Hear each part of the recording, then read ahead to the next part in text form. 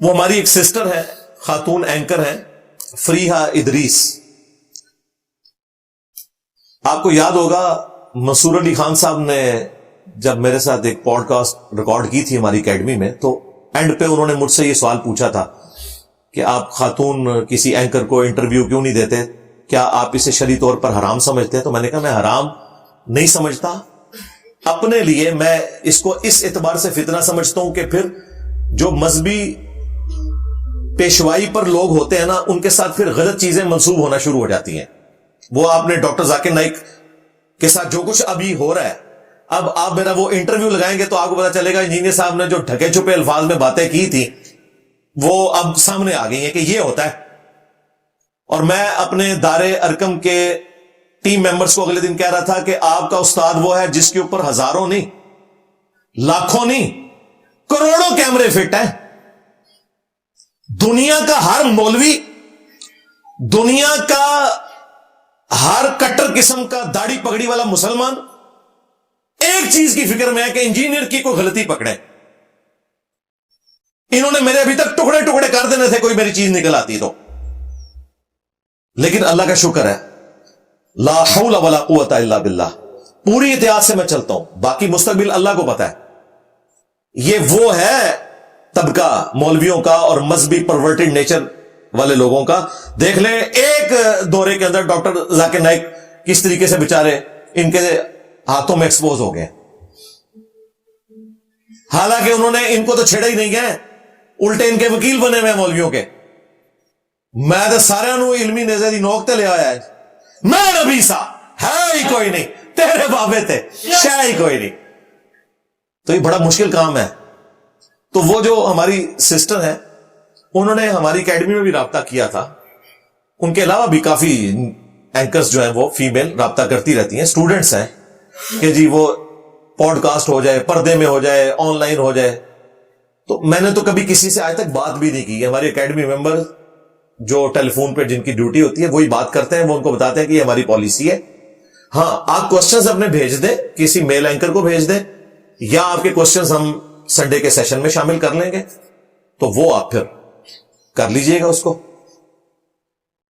ایک میرا رمضان میں پروگرام ہوا تھا جس میں ایک ہماری سسٹر بھی بیٹھی ہوئی تھی, ڈاکٹر غلام مرتضی ملک کی بیٹی, لیکن وہ بھی مجھے اس جو پروگرام میں بلایا گیا تھا, میرے سامنے کوئی سکرین نہیں تھی, مجھے نہیں پتا تھا کہ وہاں کون کون بیٹھا ہوا ہے. اور ہر پروگرام سے پہلے ہم یہ شرط رکھتے ہیں کہ وہاں کوئی فیمیل اس اعتبار سے نہ ہو, لیکن وہ انہوں نے دھوکے سے کیا تھا. وہ تو جب وہ بولی تو مجھے پتا چلا, میں نے کہا اب یار میں اس وقت ان کے ساتھ کیا کروں, تو میں نے وہ پروگرام بھی اٹینڈ نہیں کرنا تھا. خیر اس میں بھی میرا ان سے کوئی انٹریکشن نہیں تھا, ہم سے تو عمر میں وہ بڑی ہیں. وہ ان کے والد صاحب ایک اچھے عالم دین تھے, شہید ہو گئے, ڈاکٹر سراج صاحب کے قریبی ساتھیوں میں تھے, اور 90s میں وہ اس وقت چھائے ہوئے تھے پی ٹی وی کے اوپر. انداز گفتگو بھی ان کا بڑا اچھا تھا. تو یہ فتنہ پھر ساتھ جڑا ہوتا ہے کہ ساتھ پھر عجیب و غریب قسم کی چیزیں شروع ہو جاتی ہیں. تو وہ جو ہماری سسٹر ہے فریحہ ادریس, ان کے ساتھ انٹرویو جو ریکارڈ ہوا وہ مارکیٹ میں جب آیا تو اس میں بھی اسی طریقے سے ایک جملہ لوگوں نے پکڑ لیا, حالانکہ وہ اوورآل گفتگو بڑی اچھی تھی. ڈاکٹر ذاکر نائک نے بڑے اچھے طریقے سے اسلام کا مقدمہ ان کے سامنے رکھا, اور بڑے احترام کے ساتھ نظریں جھکا کر انہوں نے گفتگو کی, کوئی شک نہیں اس میں, اور ڈیو ریسپیکٹ دی جو دینی چاہیے تھی. اور اس گفتگو میں ڈاکٹر ذاکر نائک کی کئی باتیں ایسی تھیں جو بڑی ایکسٹرا آرڈنری تھیں, لیکن وہ پس پشت ہو گئی. یہ جو ان سے ایک چھوٹی سی ایک جملے کا الفاظ کا چناؤ ایسا ہوا کہ وہ سب کچھ بیک فوٹ پہ چلا گیا. اس میں سب سے حیران کن بات یہ تھی کہ ڈاکٹر ذاکر نائک کہتے ہیں کہ میری 2 بیٹیاں, ایک چہرے کا نقاب کرتی ہے ایک نہیں کرتی, اور میں بھی چہرے کے نقاب کو ضروری نہیں سمجھتا. یہ شروع سے ان کا موقف ہے. شیخ البانی کے ساتھ وہ ایگری کرتے ہیں, ہمارا ان سے اختلاف ہے. ہمارا موقف, ہمارے استادوں کا موقف یہی ہے علمی دلائل کے ساتھ کہ عورت کے چہرے کا پردہ بھی ہے. ڈاکٹر سراج صاحب تو اس میں بہت سخت تھے, وہ تو کہتے تھے چہرے کے ساتھ ایک آنکھ کا بھی پردہ ہے, صرف ایک آنکھ کھول سکتی ہے, وہ بہت زیادہ سخت ہے. لیکن ڈاکٹر ذاکر نائک کا موقف یہ ہے کہ چہرے کا پردہ کرنا افضل ہے, اگر کوئی نہ کرے تو جائز ہے. امام خمینی جو اہل تشیع کے، ان کا بھی یہی موقف ہے کہ چہرے کا پردہ کرنا افضل ہے، اگر نہ کوئی کرے تو جائز ہے. تو ڈاکٹر ذاکر نائک نے بتایا کہ میری ایک بیٹی چہرے کا پردہ کرتی ہے اور ایک نہیں کرتی. جو کرتی ہے تو میں اسے اپریشیٹ کرتا ہوں کہ وہ زیادہ بہتر کام کر رہی ہے. جو نہیں کرتی میں نے اس کو کبھی مجبور نہیں کیا کہ وہ چہرے کا پردہ کرے. بڑی اچھی بات ہے. حالانکہ شیخ البانی رحمہ اللہ، جنہوں نے یہ سارا عربی والا فتنہ اس ماڈرن دور میں کھڑا کیا کہ چہرے کا پردہ کوئی نہیں ہے، ان کے اپنے گھر والے سارے چہرے کا پردہ کرتے تھے. تو ان سے پوچھا گیا کہ آپ، انہوں نے کہا جی یہ تقویٰ ہے، وہ فتویٰ ہے. تو مولوی جو ہے نا وہ اپنی فیملی کے لیے یہی رکھتے ہیں کہ ان کو کوئی نہ دیکھے. ٹھیک ہے. بل اس اعتبار سے میں ڈاکٹر ذاکر نائک کو البانی صاحب سے بہتر سمجھتا ہوں کہ کم از کم انہوں نے دونوں موقع بیان کیے اور پریکٹیکلی انہوں نے اپنی بچی کو الاؤ کیا ہے. صرف فتویٰ نہیں دیا کہ چہرہ کھلا رکھ سکتی ہے، بلکہ الاؤ بھی کر دیا. یعنی ان کی ڈاکٹرن میں، ہماری ڈاکٹرن میں نہیں، میں ان کی ڈاکٹرن میں بات کر رہا ہوں. اب یہ ان کا ایک اوپن مائنڈ ہونا شو کرتا تھا. یہ بات کسی نے کوٹ نہیں کی ہے، اور وہ جو ان کی بات تھی پردے کے حوالے سے، اس میں کرتے کرتے جو انہوں نے، میں سمجھتا ہوں کہ انتہائی بلو دا بیلٹ گفتگو کر دی. مثال دیتے ہوئے، ان کی نیت نہیں تھی، نہ کوئی ان کا مقصد بے حیائی پھیلانا تھا اور نہ کسی کو ٹیز کرنا تھا. اور حیران کن بات ہے، جس مثال کی وجہ سے آج ان کے خلاف یہ ویلاگز بن رہے ہیں، اور ہمارے جو بھائی ہیں اقرار الحسن حفظہ اللہ تعالی، انہوں نے بھی بڑی سخت گرفت کی. یہ وہ ساری باتیں آج سے 20-25 سال پہلے بھی کرتے رہے، لیکن وہی بات ہے، وہ ابھی تک پاکستانی عوام کے ہتھے نہیں چڑھی تھی. وہ باتیں اب چڑھ گئی ہیں، تو آپ نے دیکھ لی، کوئی نئی بات نہیں انہوں نے کی. جس طرح پبلک پراپرٹی والی باتیں ان کی 20 سال پرانی ہے نا، یہ مثال بھی وہ شروع سے دے رہے ہیں. میں نے 2007-8 میں ان کی ساری ڈیویڈیز خرید کے چند دنوں میں ساری دیکھ لی تھی. میں 2007-8 کی بات کر رہا ہوں. آج 13 اکتوبر 2024 ہے. آلموسٹ 17 سال پرانی بات آپ کو سنا رہا ہوں. اس وقت بھی یہی وہ ساری باتیں کرتے تھے. پبلک پراپرٹی والی مثال اس میں بھی موجود ہے، بازاری عورت والی. اور یہ جو انہوں نے مثال دی کہ اگر کوئی میک اپ زدہ خاتون نیوز کاسٹر آپ کے سامنے آئے اور 20 منٹ تک آپ اس کو دیکھتے رہے ڈیش ڈیش ڈیش، وہ تو میں تو اتنی ولگر گفتگو مجھے تو کوفت ہوتی ہے کرتے ہوئے بھی اور سنتے ہوئے بھی. یہ باتیں انہوں نے اس وقت بھی کی نہیں ہے، وہ انہوں نے پکڑ لی ہے. اور پھر وہ جو نقشہ کھینچ رہے ہیں کہ اگر آپ کو کچھ نہیں ہوتا تو آپ جا کے ڈاکٹر سے علاج کرائیں. یار یہ بات کرنے کی کیا ضرورت ہے؟ یقین کریں، اگر ہم سے کوئی اس قسم کا سوال کرتا ہے نا، ہم اسے اس کی ڈاکٹر میں جواب دیتے ہیں کہ جس طرح یورپ اور امریکہ میں چائلڈ لیبر کے اوپر پابندی ہے نا کہ آپ چھوٹے بچوں سے مزدوری نہیں کروا سکتے، اس طرح اسلام میں بھی پابندی ہے کہ آپ نے عورت کو کمائی کا ذریعہ نہیں بنانا، بلکہ عورت کو عزت دے کر گھر بٹھانا ہے. اس کے اوپر جو حاکم مرد ہے اس کی ذمہ داری ہے کہ وہ اس کا خرچہ اٹھائے گا، خواہ وہ اس کا باپ ہو، خواہ وہ خامد ہو، بھائی ہو یا بیٹا ہو. عورت اسلام میں گھر کی ملکہ ہے، کوئین ہے. یہ اس کو رسپیکٹ دینی چاہیے. اس لیے ہم اپنی عورتوں کو یہ الاؤ نہیں کریں گے کہ وہ کوئی ایسی جاب کریں کہ جس میں مردوں کے ساتھ ان کا انٹریکشن ہو. مطلقاً عورتوں کی تعلیم یا جاب اس کے ہم خلاف نہیں ہیں، ہم اسے پروموٹ کرتے ہیں. میں یہ کہتا ہوں کہ ہمیں اپنی بچیوں کو میڈیکل کی تعلیم دلوانی چاہیے. یہ سارے مولوی جب ان کی عورتیں پریگننٹ ہوتی ہیں تو یہ کہتے ہیں کہ کوئی ہمیں گائناکالوجسٹ مل جائے لیڈی، اس سے ہم نے جو ہے وہ یہ سارے معاملات لے کے چلنے ہیں. تو بھائی لیڈی گائناکالوجسٹ آپ کو اسی وقت ملے گی جب آپ نے بچیوں کی میڈیکل کی تعلیم الاؤ کی ہوگی، جو الحمدللہ پاکستان میں آلموسٹ سارے شہروں میں، ایون گاؤں ایریا میں بھی اب عورتیں اویلیبل ہیں.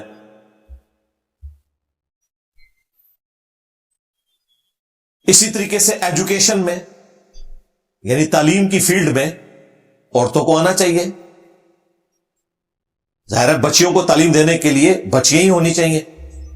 کو ایجوکیشن کو آخری درجے میں اوائڈ کرنا چاہیے، لیکن جب تک کوئی آلٹرنیٹو موجود نہیں ہے اس وقت تک تو ظاہر ہے اسی سسٹم میں بچیوں نے تعلیم حاصل کرنی ہے گیون سرکمسٹانسز میں.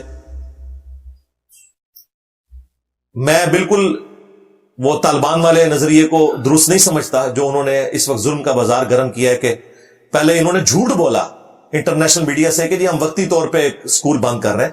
ہمارے کئی اسٹوڈنٹس ہیں افغانستان میں، وہ بتا رہے ہیں انہوں نے پرماننٹلی اسکول بند کر دیے ہیں اور وہ بچیوں کی تعلیم کے خلاف ہیں. یہ بالکل جھوٹ بول رہے ہیں کہ وقتی طور پہ. وقتی طور کیا، چوتھا سال شروع ہو گیا.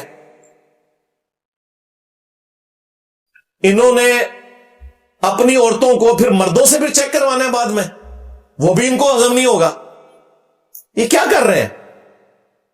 تو ہم قطعاً عورتوں کی تعلیم یا ان کی جابز کے مخالف نہیں ہیں. ہم سیکس ڈسپلن کی بات کرتے ہیں کہ اسلام سیکس ڈسپلن میں بلیو کرتا ہے. فرائیڈ نے تو ابھی آ کے کہا ہے نا کہ سب سے امپورٹنٹ جذبہ سیکس کا ہے. قرآن جو ہے وہ 1400 سال پہلے کہہ رہا ہے زُيِّنَ لِلنَّاسِ حُبُّ الشَّهَوَاتِ مِنَ النِّسَاءِ، مزین کر دی گئی ہیں انسانوں کی جو خواہشات ہیں انسانوں کے لیے، ان میں پہلے نمبر پہ عورت، اس کے بعد اللہ تعالی نے دولت اور باقی چیزیں گنوائی ہیں. میں اکثر اپنی ویڈیوز میں کہتا ہوں کہ مجھے اسلام میں توحید کے بعد سب سے زیادہ پسندیدہ چیز سیکس ڈسپلن ہے. توحید آپ کو ایک اللہ کا کر دیتا ہے اور باقی دنیا کے ہر طاغوت سے آزاد کر دیتا ہے. اور سیکس ڈسپلن، اس سے بہتر کوئی ذریعہ ہی نہیں ہے اس دنیا میں زندگی گزارنے کا. یہ سارے کا سارا فتنہ جو ہے وہ سیکس ڈسپلن کی خرابی کی وجہ سے. یہ آج سوشل میڈیا ہمارے لیے جو عذاب بنا ہوا ہے، کیوں بنا ہوا ہے؟ سیکس ڈسپلن نہیں ہے، بے حیائی عام ہوئی ہوئی ہے. جو اسلام نے سیکس ڈسپلن دیا ہے نا، یہی سیکس ڈسپلن ہونا چاہیے تھا جتنا امپورٹنٹ جذبہ اللہ نے رکھا ہے. اس سے کم پہ کسی صورت نہیں ہو سکتا. سورۃ النور میں ایک ہی آیت میں اللہ تعالیٰ نے فرمایا، پہلے کہا مومن مردوں کو حکم دو کہ اپنی نگاہیں نیچی رکھیں، اس کے بعد کہا کہ مومنہ عورتوں سے بھی کہو کہ اپنی نگاہوں کو نیچا رکھیں. لیکن یہ ڈاکٹر ذاکر نائک کا مثال دے کہ اس طریقے سے بیان کرنا، انہوں نے مس ہینڈل کر دیا معاملے کو. اس طریقے سے بات کی جاتی جس طرح میں کر رہا ہوں، ان کی لینگویج میں انہیں جواب دیں. جس طرح تمہارے لیے چائلڈ لیبر سینسٹیو ایریا ہے، ہم بھی کہتے ہیں چائلڈ لیبر نہیں ہونی چاہیے. ہمارے لیے وومن لیبر اس طریقے سے. میں 2004 میں چائنا گیا آفیشل ایک ٹور کے اوپر. میرے لیے بڑی حیران کن بات تھی، میں جس مارکیٹ میں جاؤں نا تو تمام دکاندار جو آپ کو ریسیو کرنے والی ہیں وہ عورتیں ہی، مرد تو آپ کو نظر ہی نہیں آتے. بندہ حیران ہوتا ہے.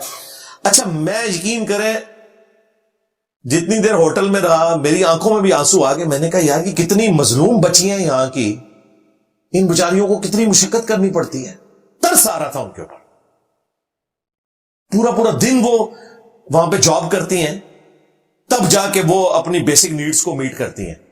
پاکستان میں تو یقین کریں ہماری بیویاں تو یقین کریں کوئنز ہیں. ان کے اوپر ہم خرچہ بھی کرتے ہیں، ان کی ڈانٹ بھی کھاتے ہیں اور معافی بھی خود مانگ لیتے ہیں. اللہ نہ کرے انہیں پاکستانی عورتوں کی ہوا لگ جائے، بلکہ اللہ کرے کہ لگ جائے. تو یہاں تو اس طریقے سے بات کرنی چاہیے کہ اسلام نے عورت کو ڈگنیٹی دی ہے، لیکن یہ بیلنس کرنا ہے. اس ڈگنیٹی کا مطلب یہ نہیں ہے کہ ہم عورتوں کی جاب کے مخالف ہو جائیں، نہیں. گیون سرکمسٹانسز میں انہیں آزادی ہونی چاہیے. بعض اوقات جینوئن ضرورت بھی ہوتی ہے عورتوں کی. میں تو ایون جو عورتیں ٹی وی چینلز پہ آ کے کام کر رہی ہیں یا ایون خبریں بھی پڑھنے آئی ہیں، مجھے نہیں پتا ان کے گھر کی کیا صورتحال ہے. ان کا معاملہ ان کے رب کے ساتھ ہے. میں کسی کے اوپر کوئی فتویٰ نہیں لگاتا، صرف میں اصلاح کی طرف ضرور بلاؤں گا. لیکن مجھے نہیں پتا کہ گیون سرکمسٹانسز میں اس کے پاس شاید ایسے ریسورسز ہی اویلیبل نہ ہو کہ ایک وہ عزت کے ساتھ زندگی گزار سکے. اس کے لیے اسے مجبوراً یہ جاب اختیار کرنی پڑ رہی ہے، بجائے اس کے کہ وہ عورت کوئی غلط راستہ اختیار کرتی، وہ عزت کی ایک نوکری کرنا چاہ رہی ہے. اس کا اور اس کے رب کا معاملہ ہے. بالکل ہم کسی پہ کوئی فتویٰ لگانے والے نہیں ہوتے. میں تو بھائی اللہ سے ڈرتا ہوں، سیدھی سی بات ہے. بات اپنی پیشن سے پہنچاتا ہوں، لیکن اگر آپ کسی اسپیسیفک بندے کے بارے میں مجھ سے فتویٰ لیں، اللہ سے خوف آتا ہے، اللہ کا اور اس کا معاملہ ہے۔ اللہ تعالیٰ چاہے تو کسی بھی بات پہ کسی کے ساتھ کوئی گرفت والا معاملہ کر لے، کسی کو چھوٹی سی بات کے اوپر بخش دے۔ بخاری مسلم میں حدیث ہے، ایک بدکار عورت تھی، اس نے ایک دفعہ اپنے چمڑے کے موزے میں رسی باندھ کے کنویں سے پانی نکال کے ایک پیاسے کتے کو پلا دیا، اللہ تعالیٰ نے اسے بخش دیا۔ لیکن اس کا مقصد یہ نہیں کہ ہم لوگوں کو بدکاری پہ آمادہ کریں، یہ اللہ کی رحمت کا بیان ہے۔ دوسری طرف بخاری مسلم میں حدیث ہے، ایک نیک عورت تھی، اس نے ایک بلی کو قید کر دیا، بھوکی پیاسی مر گئی، وہ جہنم میں ہے، اس کی نیکیاں بھی ضائع ہو گئی۔ لہذا یہ بیلنس کر کے چلنا ہے بھائی۔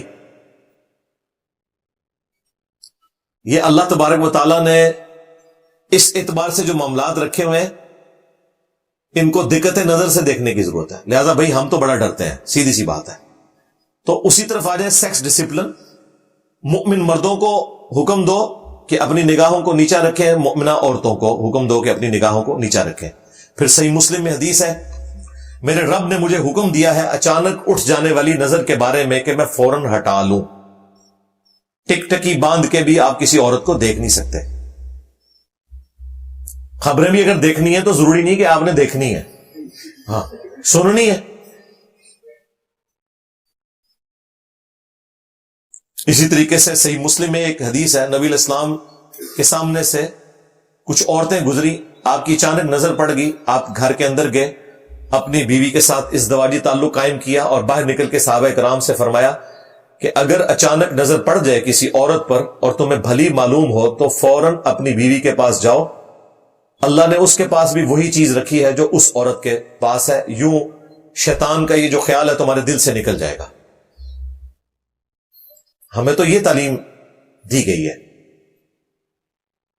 جامعہ ترمذی میں اور سنن نسائی الکبریٰ میں حدیث موجود ہے کہ جہاں دو اجنبی مرد و عورت ہوتے ہیں، تیسرا ان میں شیطان ہوتا ہے۔ لیکن پبلک گیدرنگ کا معاملہ الگ ہے۔ جابز میں اجنبی مرد و عورت دو الگ کمرے میں نہیں ہوتے، کہیں ایک آفس میں بیٹھے ہوئے، ان کا معاملہ بالکل الگ ہے۔ یہ میں اس کو نہیں کہہ رہا، یہ وہ معاملہ ہے کہ وہ اسکول ٹیچرز یا وہ کالج یونیورسٹی کے ٹیچرز جو وہاں کی فیمیل ٹیچرز کو یا فیمیل اسٹوڈنٹس کو اکیلے اپنے کمرے میں بلا لیتے ہیں، پھر بلیک میلنگ کرتے ہیں، جو اکثر یونیورسٹیز میں بھی آپ کو اس قسم کے واقعات رپورٹ ہوتے ملتے ہیں، وہ والی چیز منع ہے۔ اس میں پھر یہ خدشہ ہوتا ہے۔ اس اعتبار سے اسلام کا جو سیکس ڈسپلن ہے وہ کمال ہے، اور وہ اس درجے میں ہے۔ المعجم الکبیر طبرانی میں حدیث موجود ہے صحیح سند کے ساتھ، اور شیخ البانی نے سلسلہ احادیث صحیحہ میں بھی حدیث لی ہے کہ کسی مرد کا اجنبی عورت کو ہاتھ لگانا اس سے بہتر ہے کہ اس کے سر میں لوہے کی کیل ٹھونک دی جائے۔ یعنی اگر کسی زندہ شخص کے سر میں لوہے کی کیل ٹھونکی جائے تو اس کی جو تکلیف ہے نا وہ کم ہے، ایک اجنبی عورت کو ہاتھ لگانے کی تکلیف اور عذاب قیامت کے دن اس سے زیادہ ہونے والا ہے۔ لیکن ظاہر ہے اس میں پھر وہ ایکسیپشنز ہیں کہ اگر کوئی ڈاکٹر ہے، اس نے اپنے مریض کو چیک کرنا ہے، اس میں بھی میں جو میل ڈاکٹرز ہیں ان کو یہی ریکویسٹ کرتا ہوں کہ آپ دستانہ استعمال کریں، نیکڈ چھونے کی بھی ضرورت کوئی نہیں ہے، ہمارے پاس آپشنز موجود ہیں۔ یا اگر آپ نے اس اعتبار سے کوئی چیک اپ کروانا ہے تو اسسٹنٹ کوئی فیمیل رکھ لیں، اس کے ذریعے فیمیلز کو اگر بلڈ پریشر ان کا چیک کرنا ہے، آپ خود نہ کریں، اسسٹنٹ رکھ لیں۔ اس طرح ٹیکہ لگانا ہے تو وہ جو خوف خدا رکھنے والے لوگ ہیں انہوں نے اپنے لیے آپشن کھولے رکھے ہوتے ہیں، لہذا اس میں ہمیں ڈاکٹر ذاکر نائک کا جو موقف ہے وہ بالکل درست ہے سیکس ڈسپلن کے پوائنٹ آف ویو سے۔ ان کی گفتگو بڑی شاندار تھی اس انٹرویو میں، لیکن یہ جو ان سے ایک پخ چھوٹ گئی نا وہاں پہ، جو انہوں نے یہ والی مثال دی کہ 20 منٹ تک یہ ہوتا رہے، اور وہی ہمارے اقرار بھائی نے بھی پکڑی، وہ بھی پھر بغیر ٹکٹ کے چڑھ دوڑے، اور نیچے لوگ جو ان کے حامی ہیں انہیں سپورٹ کر رہے ہیں، اور جو ان کے مخالفین ہیں وہ ان کو ان کی 3 شادیوں کا تانا دے رہے ہیں۔ وہ کہہ رہے ہیں آپ نے بھی تو اسی طریقے سے 3 شادیاں کر لی تھی، تو ڈاکٹر ذاکر نائک تو صحیح کہہ رہا ہے، ٹھیک ہے۔ تو وہ اس طریقے سے پھر پرسنل ایک دوسرے کے اوپر اٹیک کرنا شروع ہو گئے. اینڈ رزلٹ اس میں سے یہ نکلا ہے. لہذا ڈاکٹر ذاکر نائک سے میں ریکویسٹ کروں گا کہ مستقبل میں بھی اپنے معاملات کو ذرا اچھے طریقے سے دیکھ کر چلیں. اس قسم کی کوئی گفتگو نہ کریں کہ وہ بعد میں پھر بار بار اس کی کلیریفیکیشن دینی پڑ جائے. اب رات کو کلیریفیکیشن ہی دے رہے تھے بادشاہی مسجد میں, اور وہ ساری حدیثیں سنا رہے تھے. اور بھائی ان حدیثوں سے کسی کو اختلاف نہیں ہے, اور نہ ان حدیثوں کو یا آیات کو بیان کر کے آپ مسلمانوں کو یہ بتانے کی کوشش کریں کہ وہ جو آپ نے جملے بولے ہیں اور وہ جو آپ نے نقشہ کھینچا ہے وہ آپ نے صحیح کیا ہے. اسی سے اختلاف ہے. کسی مسلمان نے آپ پہ یہ اعتراض نہیں کیا کہ آپ نظریں جھکا کے انٹرویو وہاں کیوں دے رہے تھے. کسی نے اعتراض کیا؟ آپ کے اسی جملے پر اعتراض تھا کہ آپ کو یوں اس طریقے سے گفتگو نہیں کرنی چاہیے تھی. ایک بلو دا بیلٹ گفتگو ہو گئی ہے, یہ مس ہینڈلنگ تو ہوئی ہے.